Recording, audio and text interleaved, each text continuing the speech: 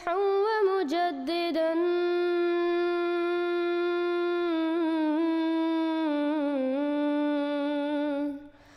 فارنوا بنظر طاهر وجنان. السلام علیکم ورحمۃ اللہ وبرکاتہ۔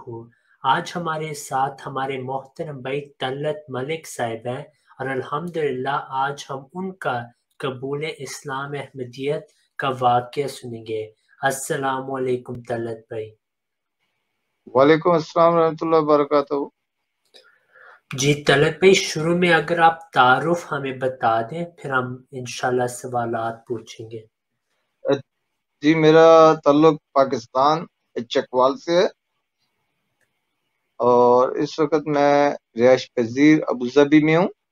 جی طلعت بھائی، آپ کس فرقے سے تعلق رکھتے تھے جماعت اسلام احمدیہ سے پہلے؟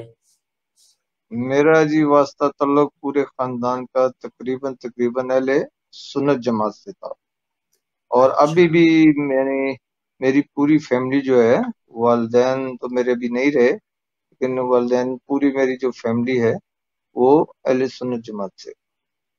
اچھا، اور آپ نے اسلام احمدیت کا کب سنا اور کیوں آپ نے بیعت کی؟ اصل میں میرے محترم پیارے بھائی، ہم جہاں سے رہنے والے ہیں نا، چکوال سے درمیال گاؤں ہے، شاید آپ نے نام بھی سنا ہوگا، درمیال۔ تو ادھر احمدی ایک زیادہ ہیں، ایک کافی ہیں یعنی، اور ہماری یعنی جب میں اہل سنت میں تھا تو ہماری ان سے کافی مخالفت ہوتی تھی، مخالفت میں تھے۔ تو احمدی جماعت کے میں بھی بہت سخت مخالف تھا، حد سے زیادہ، اور جو زیادہ ایکٹیو لوگ تھے میں بھی ان لوگوں میں سے تھا، یعنی جو احمدی جماعت کے خلاف ایکٹیو تھے تو میں بھی ان لوگوں میں سے تھا۔ تو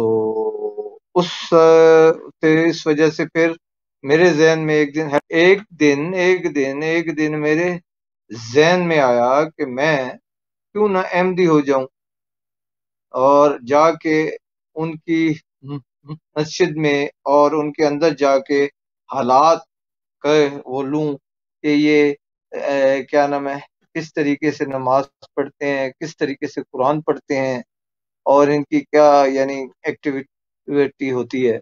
تو میرے ذہن میں ایسے ہی آ گیا، خدا تعالیٰ نے میرے ذہن میں ڈالا۔ میں نے کہا ٹھیک، میں نے جا کے احمدیوں کو میرے احمدی فرینڈ تھے ایک دو، میں نے ان کو جا کے ساتھ وہ کیا، مشورہ کیا کہ میں نے احمدی ہونا ہے۔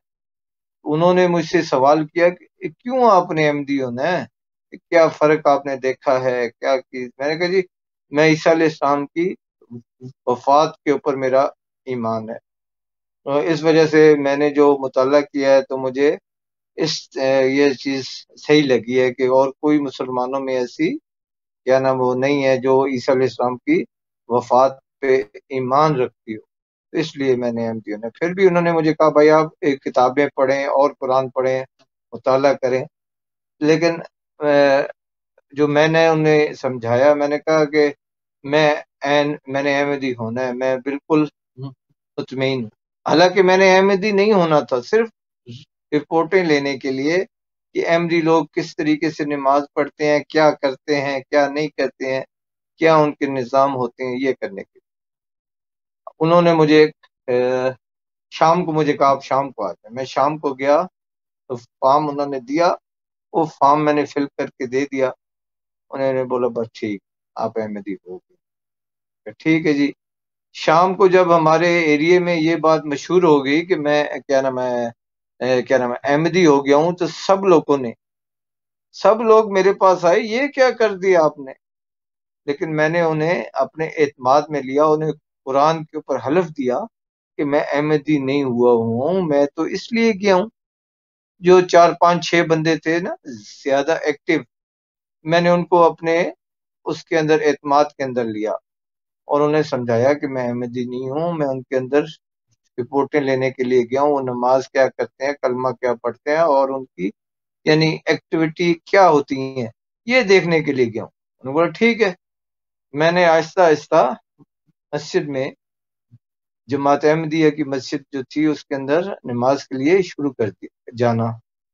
نماز تو میں ان کے پیچھے ہی کرتا تھا، لیکن اپنی نماز پڑھتا تھا۔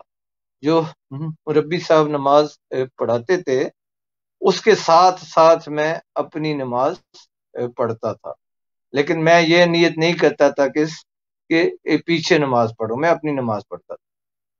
کچھ دن گزرے تو میرے اندر ایک چیز پیدا ہوئی کہ میں نے جب اندر گیا ہوں مسجد کے اندر تو یہی لکھا ہوا لا الہ الا اللہ محمد رسول اللہ۔ ہمارے جو علماء ہیں، ہمارے مولوی ہیں، وہ تو یہ فرماتے تھے، یہ کہتے تھے یہ ان کی مسجدوں میں یہ لکھا ہوا ہے لا الہ الا اللہ احمد رسول اللہ۔ میرے ذہن سے وہاں سے یہ شروعات پیدا ہوئی، یہ کیسا دین ہے کہ ہم حق پر ہیں اور احمدی حق پر نہیں ہیں، لیکن ہم ان کے اوپر کیوں خواہ مخواہ کے الزام لگاتے ہیں۔ وہاں سے میں نے اپنے ذہن سے یہ چیزیں شروع کی۔ پھر آپ کے ہمارے جو تھے کیا نام ہے سنت جماعت کے علماء، وہ کہتے تھے ان کا قرآن پاک اور ہے۔ جب میں نے قرآن پاک کا مطالعہ کیا اور کوشش کی کرنے کی، تو وہی سیم قرآن، وہی نماز، ہر چیز وہی، کسی چیز میں نے فرق نہیں پایا۔ تو جو ہمارے علماء احمدی جماعت پر الزام لگاتے تھے، مجھے وہاں سے میرے اندر وہ چیز شروع ہو گئی، تو یہ کیسا دین ہے ہمارا اہل سنت جماعت کا کہ احمدی جو کام وہ بالکل نہیں کرتے ہیں، ہم ان کے اوپر کیوں الزام لگاتے ہیں؟ ہمارا دین تو حق ہے، اور وہ حق جو ہوتا ہے وہ سچائی کا نام ہوتا ہے، تو ہم ان کے اوپر کیوں الزام لگاتے ہیں؟ وہاں سے میرے اندر یہ کشمکش شروع ہو گئی۔ جب وہ ہمارے جو 3-4 بندے تھے جو شام کو ایک دن چھوڑ کے تیسرے دن شام کو 8-9 بجے کے قریب میرے پاس آتے تھے، وہ مجھے ساری معلومات وہ کرتے تھے۔ آج کیا ہو گیا مسجد میں انہیں سارا سمجھاتا تھا، آج یہ ہوا، یہ اجلاس ہوا، یہ بندے آئے، فلانے مہمان آئے، یہ بات کی۔ لیکن ساتھ ساتھ میں نے انہیں یہ بھی بتایا کہ مسجد کے اندر تو یہی لکھا ہوا لا الہ الا اللہ محمد رسول۔ نے بولا آپ کو نہیں دکھاتے؟ میں نے کہا یہ کون سا دین ہے جو ہمارے سامنے اور ہے اور ان ہمارے آگے اور ہے؟ یہ کیسا دین ہو سکتا ہے؟ دین تو بندے کا وہی ہے نا جو آمنے ہے، سامنے ہے۔ تو میں نے کہا نہیں میرے بھائی، وہ یہی کلمہ پڑھتے ہیں، یہی قرآن ہے، ہر چیز یہی نماز ہے، کسی چیز میں فرق نہیں۔ ہاں ایک چیز کا فرق ہے، وہ کہتے ہیں کہ امام آ چکا ہے، آپ لوگ کہتے ہیں کہ آنا ہے۔ وہ لوگ کہتے ہیں کہ عیسیٰ علیہ السلام کی وفات ہو چکی ہے، آپ کہتے ہیں عیسیٰ علیہ السلام آسمان پر ہے۔ یہ فرق ضرور ہے، لیکن ادھر میں آپ کو تھوڑی وضاحت وہ کر دوں۔ میں جب اہل سنت جماعت میں تھا تو میرا یہ عقیدہ تھا کہ عیسیٰ علیہ السلام کی وفات ہوگی، کیونکہ میری عقل نہیں تسلیم کرتی تھی کہ کوئی پیغمبر یا نبی آسمان پہ جائے اور پھر آسمان سے آ جائے۔ تو اس ٹائم بھی میرے جو علماء تھے وہ میرے خلاف تھے، وہ مجھے کہتے تھے آپ غیر مسلم ہو جاؤ گے، آپ توبہ کرو، عیسیٰ علیہ السلام آنا ہے۔ میں نے انہیں بتایا تھا بھائی جان میرا عقیدہ یہ نہیں ہے، کیونکہ میری عقل نہیں مانتی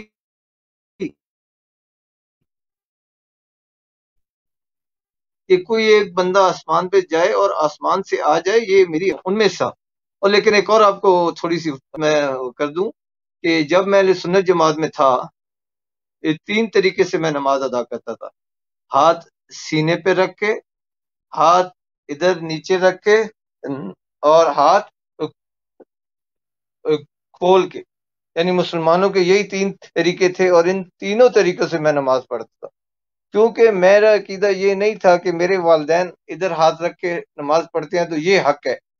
یہ صرف میرے والدینوں کا طریقہ ہے، لیکن میں نے جو مسلمانوں کو 3 طریقوں سے نماز پڑھتے ہوئے دیکھا تھا، تو میرا جب جی کرتا تھا کسی بھی طریقے سے نماز اللہ کی کرتا تھا، تینوں طریقوں سے۔ اچھا اس کے بعد جب میرے پاس وہ لوگ آئے کہ آج کیا ہوا مسجد میں نے بتایا یہ ہو گیا، آج کیا ہوا یہ ہو گیا، اسی طرح کے 3 مہینے تقریباً ہو گئے۔ جب میری گفتگو سے انہیں علم ہوا کہ یہ تو اور طرف آ گیا ہے، کیونکہ میں نے بخاری شریفوں کا پورا سیٹ لے کر اپنے پاس لے آیا۔ قرآن پاک کو پہلے میں نہیں پڑھتا تھا، رسمی طور پہ کبھی تھوڑا پڑھ لی، نہیں تو میں نہیں پڑھتا تھا قرآن پاک اردو ترجمے والا، اور وہ بھی مولانا اشرف थानवी साहब का, वो कुरान में अपने पास ले आया। वहां से मैंने पढ़ना शुरू कर दिया कुरान मजीद भी, और क्या नाम है, तीनों सेट बुखारी शरीफ के। अब वो जो बात कहते थे मैं उनकी मुखालफत करता था, उन्हें कहता था नहीं उनका तो यही कलमा है, ला इलाहा इल्लल्लाह मोहम्मद रसूलुल्लाह। वो मुझे कहते थे नहीं नहीं नहीं, आपके सामने नहीं पढ़ते हैं, पीछे से पढ़ते हैं। वो मैंने कहा भाई 5 टाइम मैं मस्जिद में जाता हूँ, 5 टाइम नहीं तो 3 टाइम जरूर मस्जिद में जाता हूँ, मैंने तो आज तक किसी से नहीं सुना, ना पीछे ना आगे ना ऊपर ना नीचे। वो कहते हैं मुझे कि आप वापस आ जाएं, बस जो होना था वो हो गया। अभी आप आके फ्राइडे वाले दिन मस्जिद में ये ऐलान करें कि अहमदी फ्राडी हैं, झूठी हैं, ये है वो है, दिस है दैट है, आप आ जाएं, वापस आ जाएं। एक फ्राइडे को उन्होंने कहा, मैं साइड में हो गया, क्योंकि मेरे अंदर कश्मकश शुरू हो चुकी थी, क्योंकि मेरा दीन तो हक वाला है। और हमारे उलमा जितने इल्जाम लगाते थे अहमदियों पे, उनमें से एक भी मैंने सच्चा नहीं पाया। ये बात मैं अल्लाह को हाजिर करके कहता हूँ, कुरान के ऊपर हलफ दे के कहता हूँ। ऐसे नहीं कहता हूँ सिर्फ कि मैं अहमदी हूँ, मैं कुरान मजीद पे हलफ दे के कहता हूँ। और एक जिंदगी का तरीक़ेकार भी है, असूल भी है, किसी का दीन उससे पूछा जाएगा कि आप अपना दीन, अपना अकीदा बताओ। मैं किसी का अकीदा नहीं बताऊंगा कि तुम्हारा अकीदा ये है, बल्कि उसको कहूंगा कि आप अपना अकीदा बताओ जी। तो मेरे जहन में ये चीज आ गई, मैंने कुरान शरीफ पढ़ना शुरू कर दिया। एक फ्राइडे को उन्होंने मेरे पास आया, मैं साइड में हो गया, फिर फ्राइडे को आया, मैं साइड में। तीसरे फ्राइडे को मैं अपने चारपाई पे था अभी सुबह, यानी मैं उठा नहीं था, तो वो आ गए मेरे घर, फ्रेंड थे ना, आ गए मेरे घर। उन्होंने बोला उठो भाई, मैंने कहा कहाँ जाना, उन्होंने कहा नहीं उठो तुम हमारे साथ। वो मुझे उठा के, एक और मेरा फ्रेंड है उसके यहाँ उठा के पकड़ के उधर ले गए। उधर मेरे सारा शलवार कमीज कपड़े मपड़े मेरी फैमिली से उधर लेके आए। उन्होंने बोला आपने इधर ही गुस्ल करना है और इधर ही से हमारे साथ फ्राइडे को मस्जिद में जाना। लेकिन उस वक्त तक मैं नहीं हुआ था अहमदी, लेकिन मेरे अंदर से कश्मकश शुरू हो चुकी थी कि ये कैसा दीन है कि हक पर वो है और हम लोग ऐलान करते हैं कि हम सच्चे हैं। ये नहीं हो सकता। मैंने कुरान और हदीस का मुताला शुरू कर दिया। आखिर वो फ्राइडे वाले दिन मेरे को अपने साथ लेकर गए मस्जिद में, और मैंने मस्जिद में फ्राइडे वाले दिन मुझे वो क्या नाम है लाउड स्पीकर पे लेके आए। उन्होंने बोला ये भाई इनसे गलती हो गई थी, ये अहमदी हो गए थे, ये इस्लाम में वापस आ गए, ये हो गया वो हो गया, ठीक है बहुत मुबारक हो जी मुबारक। पूरा गांव मेरे मेरे पास आया, मिठाइयाँ खिलाई, ये किया वो किया।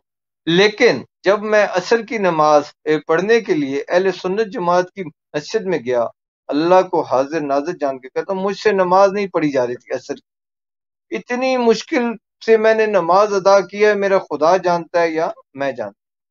उसी नमाज असर के बाद सीधा मैं जमात अहमदी वालों के पास गया हूँ, और उन्हें मैंने सारी जाके बात बताई कि मेरे मोहतरम भरावाओं, ये बात ऐसी थी कि मैं अहमदी बिल्कुल नहीं हुआ था, मैं आपकी रिपोर्टें लेने आया हुआ था, जासूसी करने के लिए मैंने क्या नाम आपके पास आया था।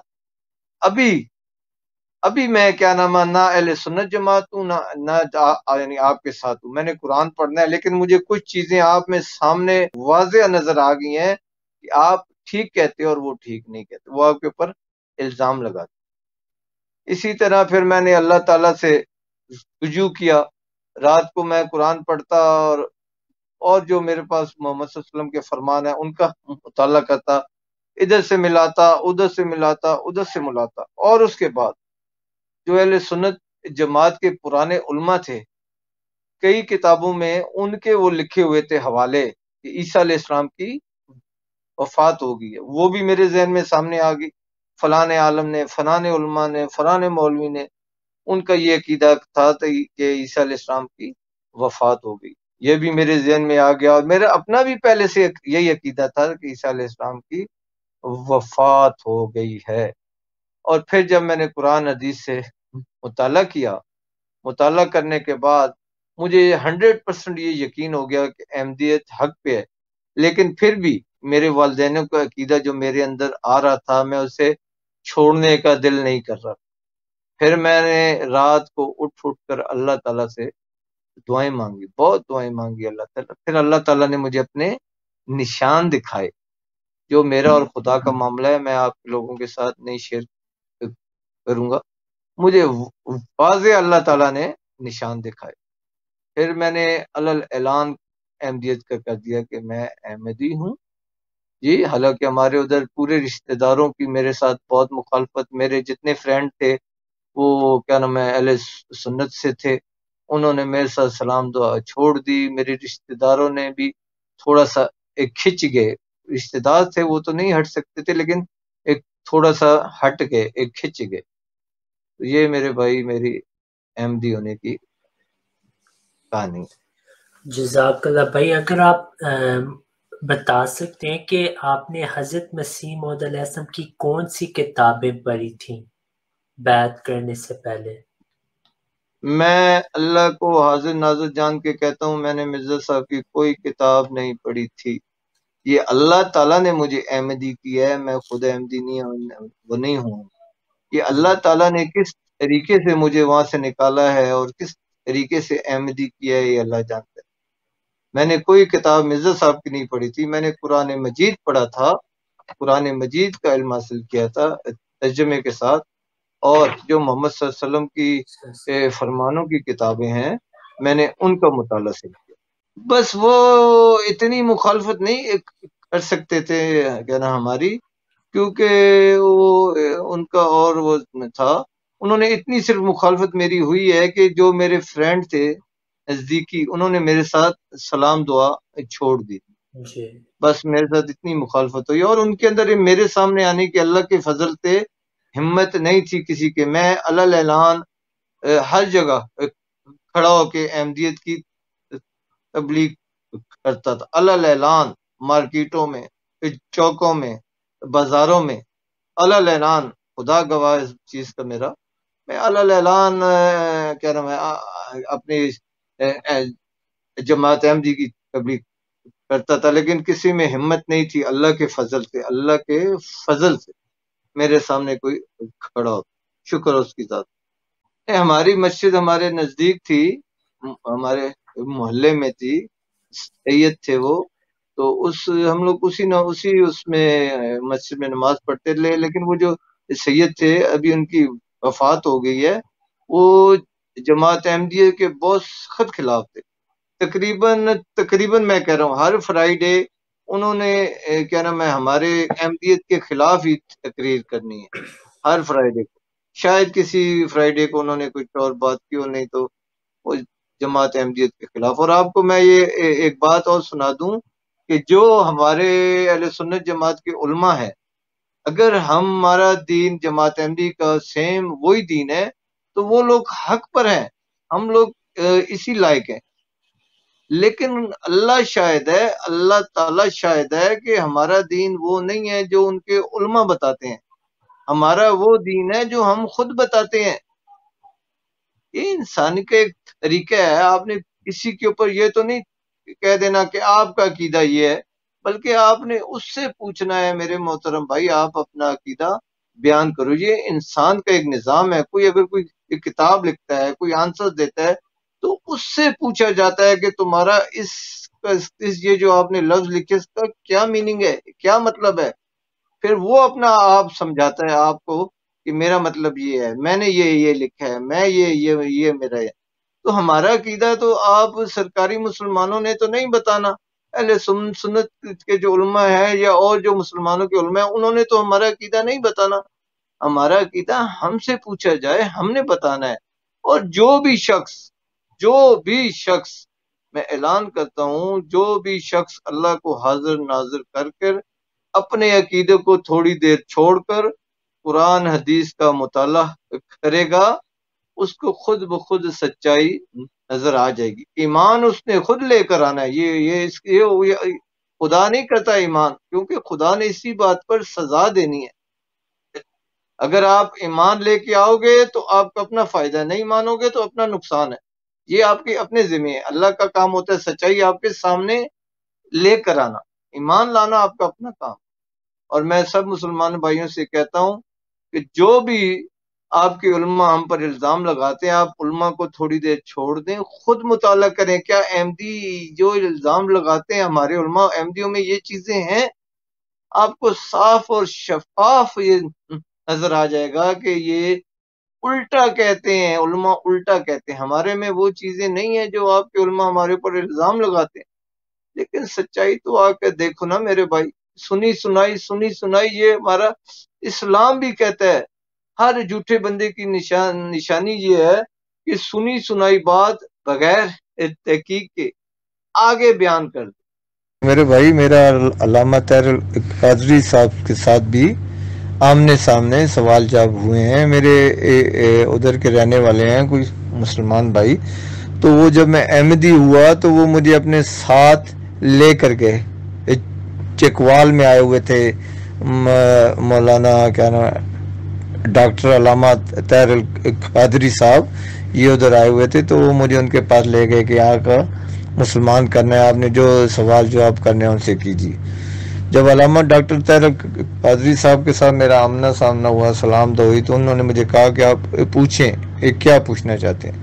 تو میں نے ان سے سوال کیا کہ آپ لوگ کہتے ہیں محمد صلی اللہ علیہ وآلہ وسلم اللہ کے آخری نبی ہیں اور ان کے بعد کوئی نبی نہیں آئے گا، تو جب عیسیٰ علیہ السلام آئیں گے تو کس طرح سے محمد صلی اللہ علیہ وسلم آخری نبی رہ سکتے ہیں؟ تو ڈاکٹر علامہ طاہر القادری صاحب نے کہا کہ ابھی میں مصروف ہوں، ابھی میرے پاس ٹائم نہیں ہے، آپ میرے پاس فلانی جگہ آ جائیں اور ادھر میں آپ کو سمجھاؤں گا، ادھر میرے پاس نہ ٹائم نہیں ہے اور میری فلاں کتاب ہے، وہ کتاب پڑھ لیں۔ میں نے کہا جی کتاب کو چھوڑیں، میں نے آپ سے سوال کیا ہے، آپ مجھے جواب دیں کہ محمد صلی اللہ علیہ وسلم آپ لوگ کہتے ہیں آخری نبی ہیں اور پھر کہتے ہیں کہ عیسیٰ علیہ السلام نے آنا ہے، تو جب محمد صلی اللہ علیہ وسلم آخری نبی ہیں تو عیسیٰ علیہ السلام کس طریقے سے آ سکتے ہیں، کس کیا نام ہے اس سے آ سکتے ہیں؟ یہ قرآن سے مجھے، آپ کا عقیدہ کیا ہے مجھے وہ نہیں چاہیے، مجھے قرآن سے آپ نے ثابت کر کے بتانا آیت کے ساتھ۔ تو ڈاکٹر صاحب نے مجھے کوئی جواب نہیں دیا، مجھے کہتے ہیں میرے فلانی جگہ لاہور میں آ جائیں، وہاں پہ آ جائیں، میں آپ کو وہاں پہ بتاؤں گا، وہاں پہ سمجھاؤں گا۔ میں نے کہا ٹھیک ہے محترم۔ ختم نبوت کے ہم کس طریقے کے منکر ہیں؟ ختم نبوت کا جو آپ لوگ مطلب نکالتے ہیں ہم اس کے ضرور منکر ہیں۔ جو مطلب آپ نکالتے ہو کہ محمد صلی اللہ علیہ وسلم کے بعد انسانوں کی اصلاح کے لیے کوئی نہیں آئے گا، ہم اس کے منکر ہیں۔ محمد صلی اللہ علیہ وسلم پیغمبروں کے سردار پہ اسٹمپ سمجھتے ہیں نا، مور ہے، یہی کلمہ پڑے گا، لا قرآن ہے، شریعت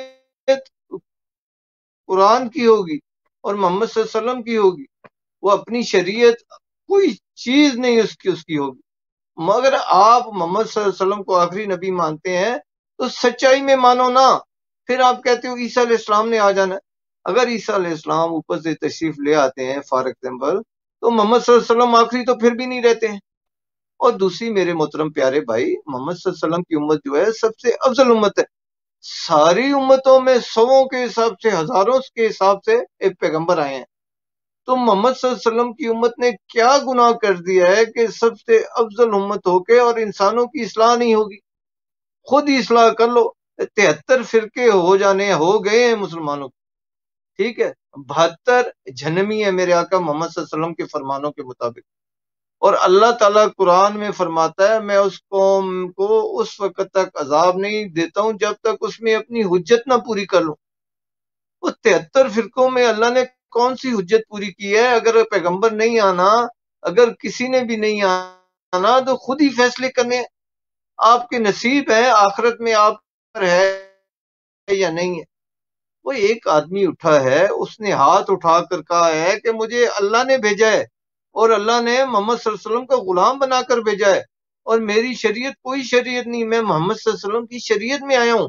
یہ جو تم لوگوں نے دین میں طرح طرح کی بدعتیں کر دی ہیں، میں اس سے نکالنے کے لیے آیا ہوں، اور ہمیں وہ اچھا نہیں لگ رہا، کیونکہ ہمارے جو خاندانی روایات ہو گئی ہیں ہم نے اسے اسلام بنا لیا ہے۔ محترم پیارے پیارے بھائی دیکھیں، ان کا کسی طریقے سے بھی ختم نبوت کا عقیدہ منہ سے ضرور یہ لوگ فرماتے ہیں، کہتے ہیں کہ محمد صلی اللہ علیہ وسلم آخری نبی ہیں، لیکن کوئی بھی مسلمانوں کا فرقہ اس پہ یقین نہیں رکھتا کہ محمد صلی اللہ علیہ وسلم آخری نبی۔ زبان سے ضرور کہتے ہیں لیکن عقیدہ ان کا یہ نہیں ہے، کیونکہ جو عیسیٰ علیہ السلام واپس آ جائیں گے، عیسیٰ علیہ السلام تو اللہ کے سچے پیغمبر ہے۔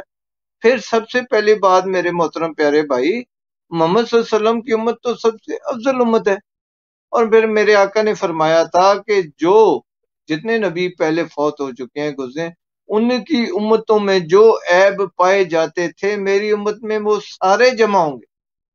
اور اللہ تعالیٰ نے توبہ نعوذ باللہ، اگر ان کی بات مان لیں تو اللہ تعالیٰ نے کتنی ناانصافی کر دی ہے، کیونکہ پہلے نبیوں میں جو ان کی امتیں تھیں ان میں جو عیب پائے ہوتے تھے، اللہ تعالیٰ ان کی اصلاح کے لیے دوبارہ نبی بھیج دیتا تھا، پھر نبی بھیج دیتا تھا ان کی اصلاح کے لیے۔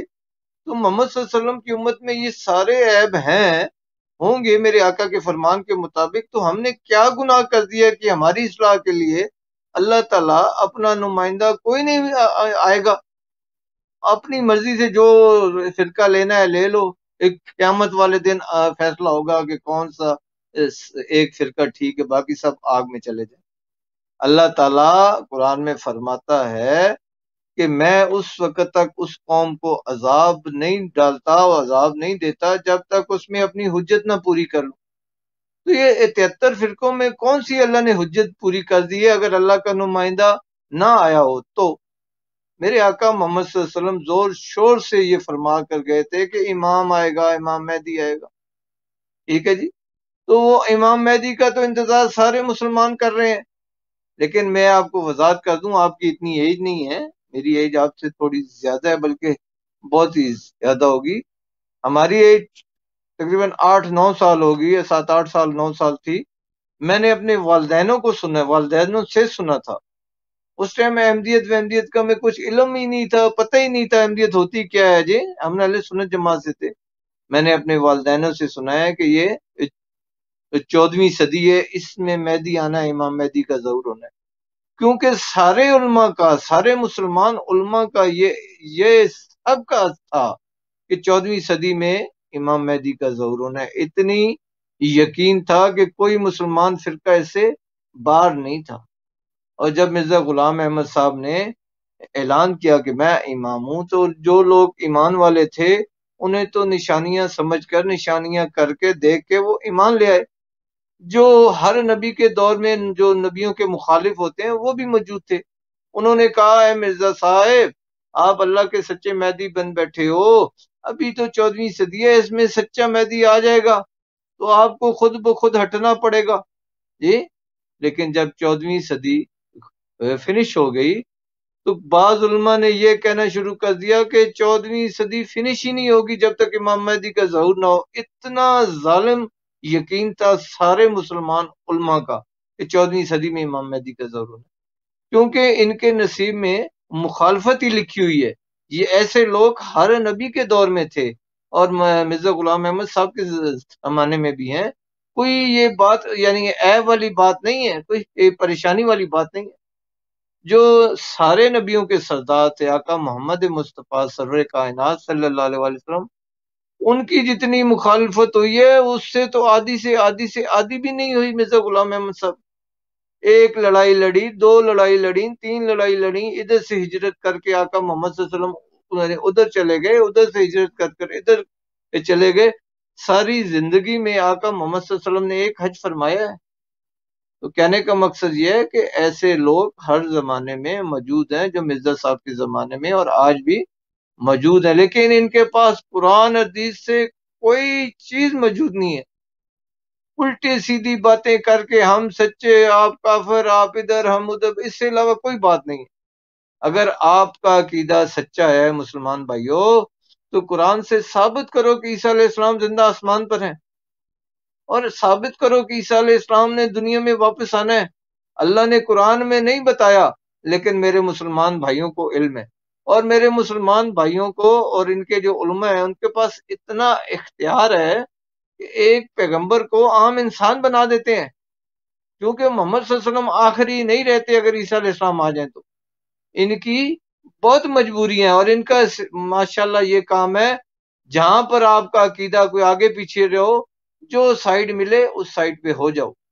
محمد صلی اللہ علیہ وسلم آخری پیغمبر بھی ہیں اور عیسیٰ علیہ السلام نے بھی آ جانا۔ اب کیا حل نکالا جائے؟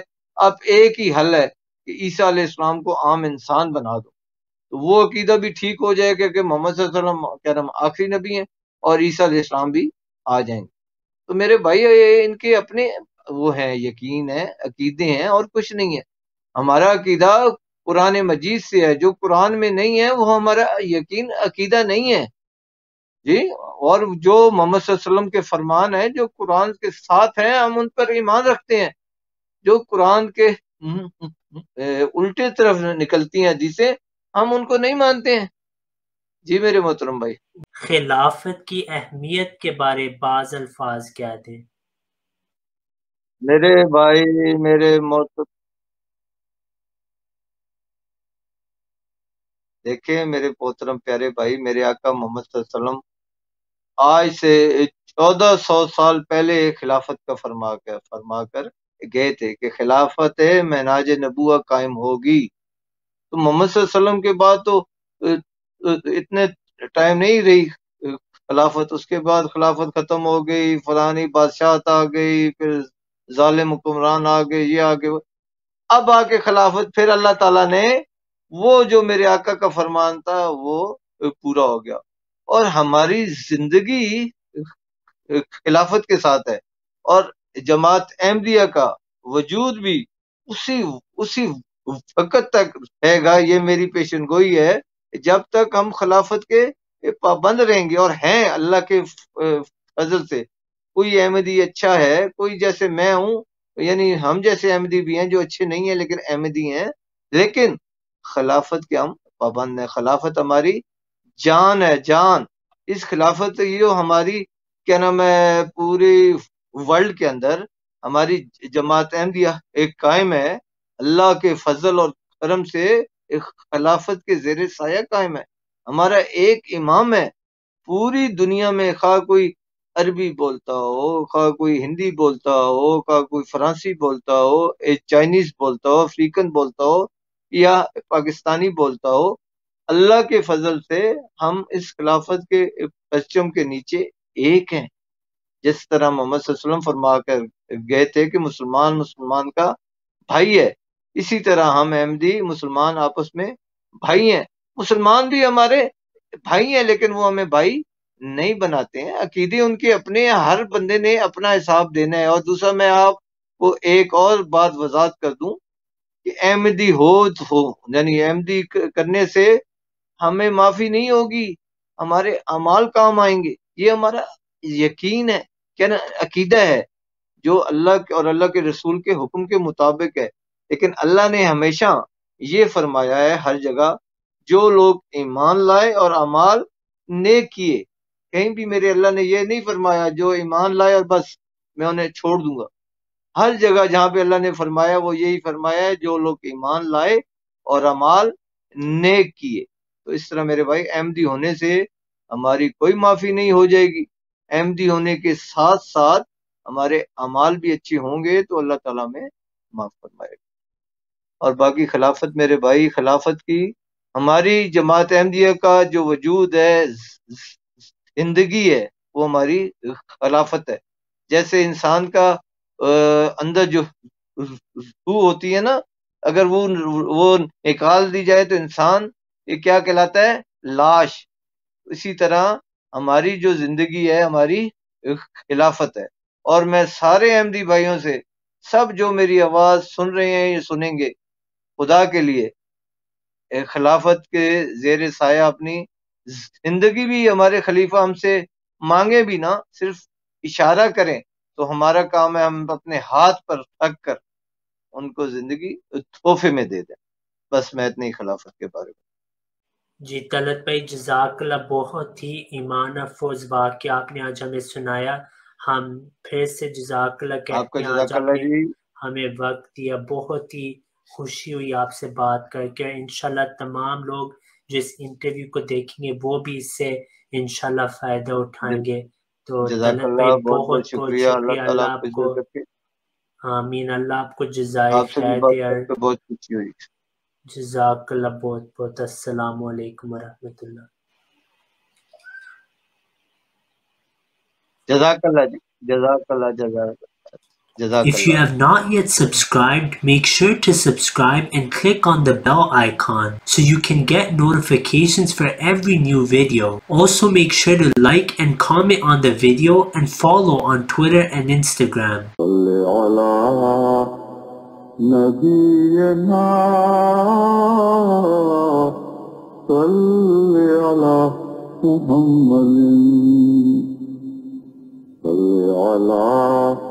سفينا صل على محمد